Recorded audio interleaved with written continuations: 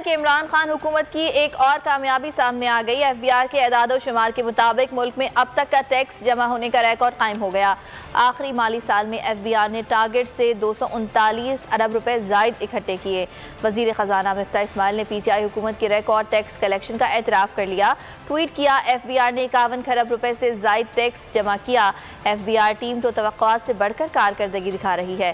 साबिक वजीर खजाना शौकत तरीन का जवाबी ट्वीट, कहा मिफ्ता भाई एफबीआर ने अच्छा काम किया है तो चेयरमैन को नहीं हटाना चाहिए था।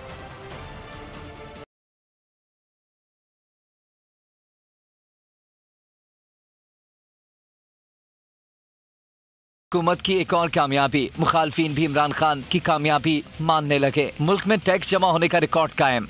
एफबीआर के एदादो शुमार के मुताबिक पाकिस्तान में अब तक टैक्स किया है।